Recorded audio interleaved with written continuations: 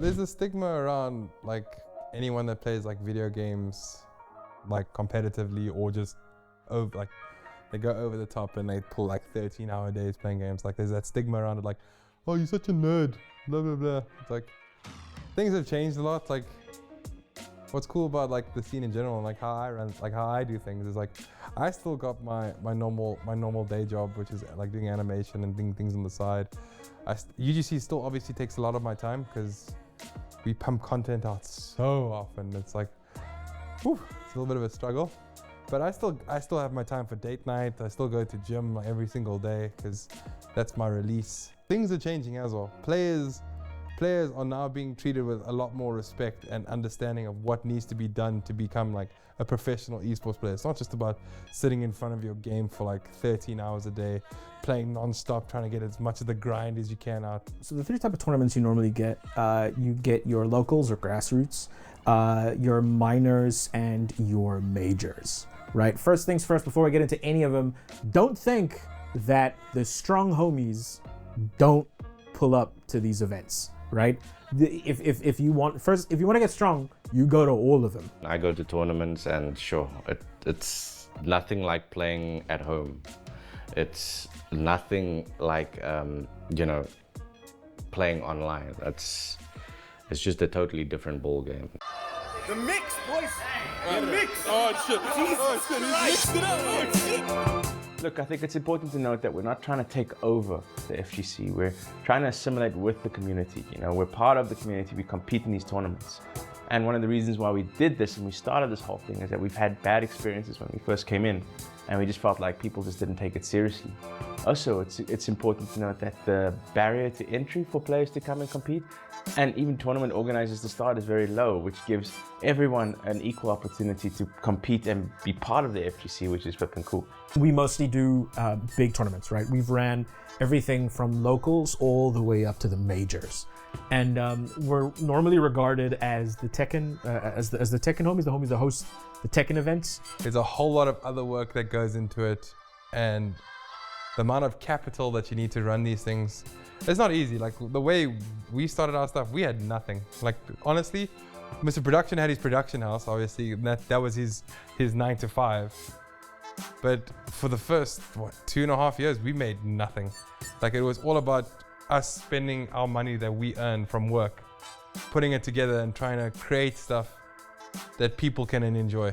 And it's important to note that you can't do this alone. So I mean, we've built up quite a strong team over the years. We've got Mr. Chocolates, who's our main caster and manages the website and everything online related. So, you know, brackets building and all that kind of stuff.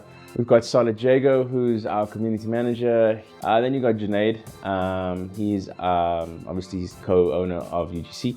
He helped build this with me, and I mean, he was one of the reasons why we started. He introduced me to the FGC, and he also helps with the creative. He's now taken over as part of the stream director, so he manages all that kind of stuff.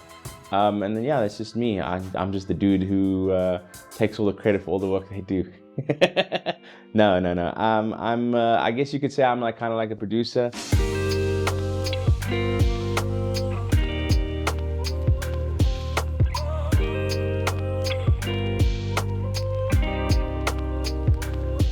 Getting to the venue, super simple to set up for a tournament. You're like, oh, okay, cool. Stage, chair, table on the stage, bunch of chairs for people to watch. That's simple. That wasn't the issue. The issue now is that we're using this as a stepping stone for next year for Rosebank because they want to give us space there. So the problem has now become a proof of concept. So we have to both do a tournament as well as all the production for the tournament and run a game like a gaming lounge simultaneously, which is something we obviously never done before. So not just Rosebank the mall, but the area itself is very important to what we're trying to do, because we're trying to centralize and make a space for esports in Africa. And starting off, we want to start with fighting games, obviously. It's a good start, and it's a place where we want to build and grow. And look, whether we get the space or not in the long run, we're going to push as hard as we can to build it there to start. And if we have to expand and move, then we do. But for now, that's our goal. Here we go. Let's play games. Yeah, that's all.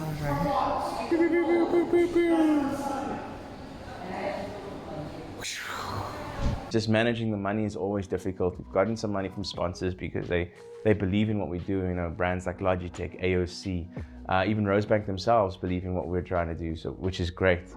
And it's just about managing that money and getting it right. And it's new, and we're gonna make mistakes, but I think in the long run, I think we'll be all right. We thought everything was going well in general, because like everything was, we had the wall going, we had people, like we had everything that we needed to get going. So then we got the consoles, and then we need to get internet going. And for some reason, we completely forgot about it. Look, I don't know why I didn't think of this before, and I don't know why we left it for so late. I guess this is something that you assume that it's easy to get, especially in a place as central as Rosebank.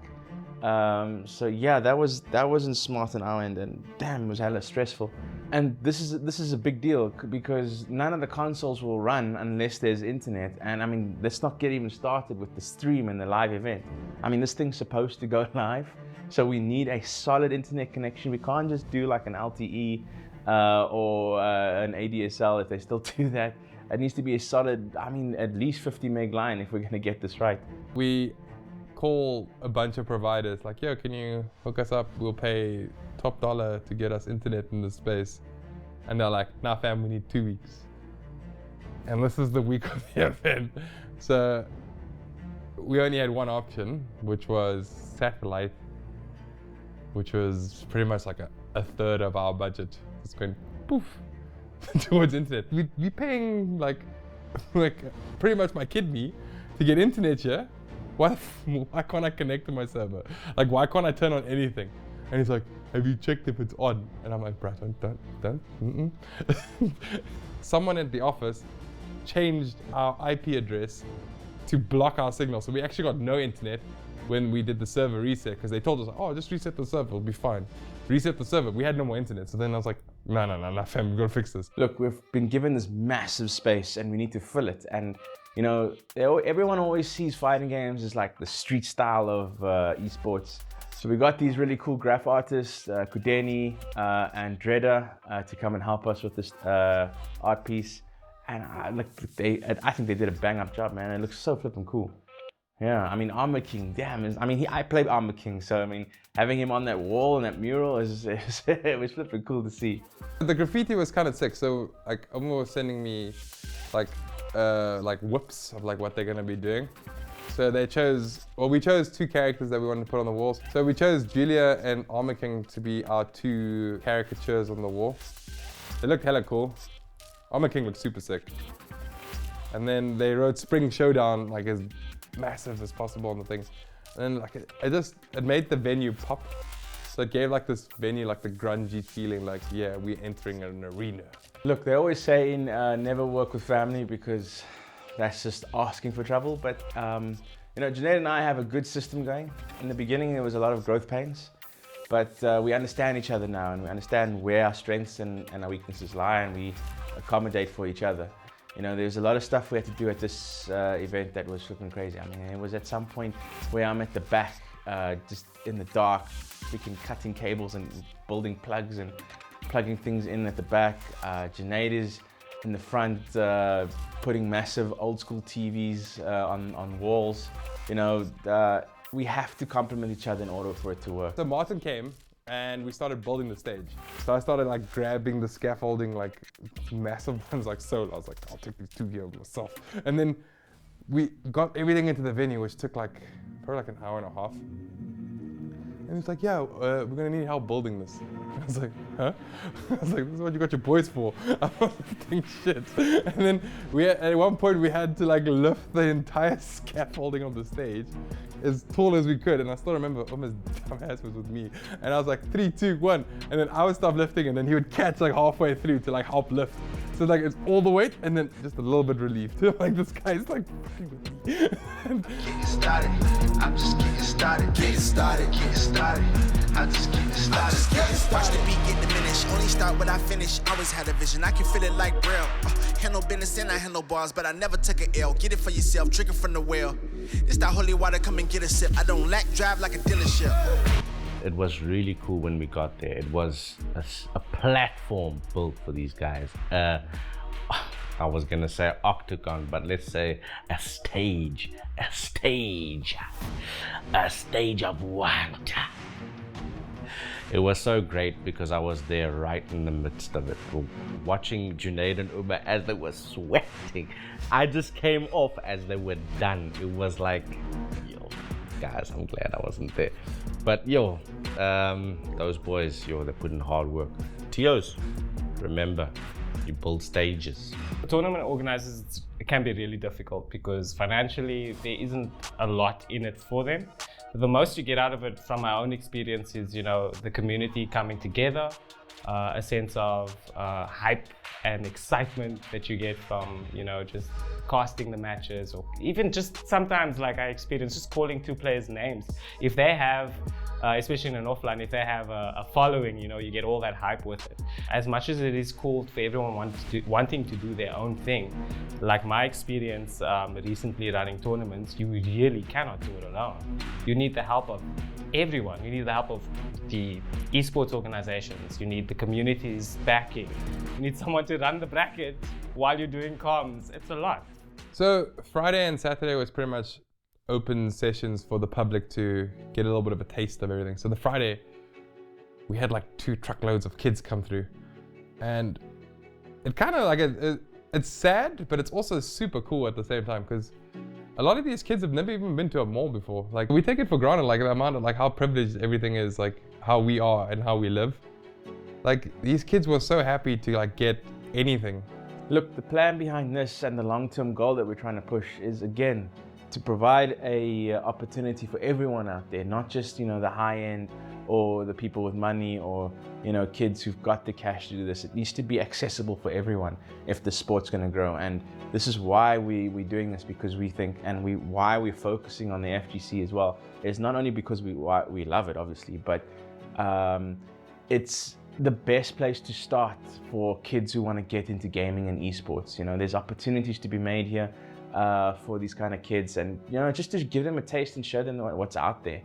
And so the Friday was cool because also Jess came, who was the cosplayer that we had for all 3 days. And on day 1, she came as a Borderlands character. We also organized for her like a really nice voucher from Puma. So thank you, Puma, for hooking her up. She got so overhyped about everything that she's like, cool, I'm gonna have a cosplay of Tekken for you guys tomorrow. So we're like, okay, cool. And then tomorrow's like, she just rocked up and she looked exactly like Asuka from Tekken. I was like, damn. She looked good. And then she was also in our music video, where like she was a part of that. To be honest, a lot of the times now is we like to take inspiration from Riot Games, because they just seem to be ahead of the game for everything when it comes to like looking after their players, doing just content in general. Like their content just wows people. So we got this idea, like we're gonna do a music video. So the concept behind this was, you know, integrate the game with the players, so that, you know, there's this relationship between, especially when you play fighting games, there's always this relationship between you and your character. Okay, so pretty much we've gotten to the hotel now. What we're trying to do now is we've got all these parcels set up from Puma and Logitech and stuff. So we've got prizes for the players. They're going to be wearing this stuff for the music video. From Mr. Production here, who did absolutely nothing as usual. Yeah, so we're gonna get the first guy coming up now. I don't know who that is gonna be. I'll go like this. Should we start with Jazcat? So let's start there and move your way around. Production going into Spring Showdown 2 was crazy. They flew us out, and the Saturday we had a whole lot of different places they wanted to take pictures, and we were talking about doing a music video trailer thing. It was funny to see some of the other players in a different element, posing and making faces. You see a snippet of what they're putting together and we're like, wow, I don't even remember looking half as cool as I do in that shot. When I saw the music video for the first time, we were wanting to know, where can we download it? We were like, yo, where can we get it? I want to show everybody. That was the most lit piece of content I've seen in a while. It's these guys that you would never expect in the coolest poses you can imagine, right? They were doing like the same poses, trying to do the caricatures of their characters in the game. and it all looked so insane. The art direction, as well as the direction of and the cinematography, was done in such an amazing way. Really, Umar, Junayd, and their team like really pulled out all the stops. When we got to show the music video to the players, like they were blown away. They didn't expect it to be that great. I mean, a lot of time when you're in front of the camera, you don't always like understand the vision 100%. You get an idea of what they want and what the director wants, but when you see it coming together, it's just something else. And you know, seeing these players like, you know, with the biggest smiles on their faces and everyone harassing me like, yo, please, can I get that video when we're done with this event? Like it's a good feeling, and it reminds me, and I'm sure it reminds Junayd as well, like why we do this. I flew in with Ghost Proxy, I flew in with Callum and with Jason, along with Jago, part of UGC, and we were flying and everyone was amped. Ghost and Jason were sitting next to each other, right? They were texting one another where they were already discussing strats and strategies, right? This is something that our people take very, very seriously. We had photo shoots, music video, also Jazcat, your photos. Like you're very good in front of the camera. Almost as good as Mr. Chocolates. And then we went to Rakamama's for dinners, for din-dins, and then we had like the vibe. Like it was actually such a vibe. So all of the players and production staff finally had like a couple of minutes to ourselves where we could actually just chill for a bit. And then like it was honestly like one of the best like bonding moments that I've had in a long time. That trip it's one that I won't forget. We had a lovely evening dinner. We had some good shit talking. Our night doesn't stop there, so they all got to go back to the hotel, prep for the next day. I still remember like Dax forgot to get a room because he lives here in Joburg, so I just gave him my bedroom for the hotel so he could at least stay there with all the boys and keep the vibe going the whole night. Our night didn't stop there. We had to go back to the venue and start doing tests for the stream, which is not the best idea at like half past 11 to like 1 o'clock in the morning because your brain's not functioning the way you want it to. So it was like we were doing like last minute preps, making sure all the tournament stuff is ready, all the speakers were working, like we got all the audio set up.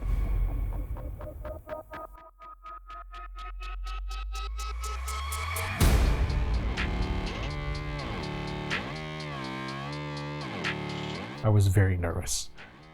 It was the first time in a long time that I was, going back to casting, and we all had to get used to the fact that you're under the spotlight now. It's your time to shine, and I think a lot of us were quite nervous about that. Let's be fair, there is quite a lot of good players, but there are those standouts, right? You got your Dax, you've got your Big Daddy Mike, you've got your Iggy, you've got Ghost Proxy, you've got Callum. I mean, it's a no-brainer. These guys have been showing up every time. I'm content with the people that we chose. They're amazing players. I've faced them all. Hella good. And I mean, they're only getting gooder by the day. Everyone was quite excited, but nervous at the same time, right? This is a lot on the line, big money, and possible now, after people like, Callum and Iggy got picked up by sponsorships, this is also a time to show off your stuff. Who's your money on? Medium. A Big Daddy Mike. My reasoning is because, well, he's just the other type of player, man. I mean, we've all played him. We know the level, the mind games that he puts you in, and obviously he's been playing for years. The man is a professor at Tekken, Look, there's a lot of strong players. I always love to see Swaggerbond take out big hitters because a lot of people underestimate him. And just every time he wins, he laughs. It's amazing. But if I had to choose, I'd have to say my money's on Callum. He's been the most progressive fighting game player this year. He's improved the most, and he's taken out heavy hitters in the past. It's game time. All the serious faces are on. Anything that we haven't done, it's too late now. Let's just hope everything works, everything goes well, and best of luck to the players. I don't know about you, but I'm ready for some good ass Tekken. 10, 9, 8, 7, 6, 5, 4, 3, 2, 1. It's time. Let's get ready to rumble.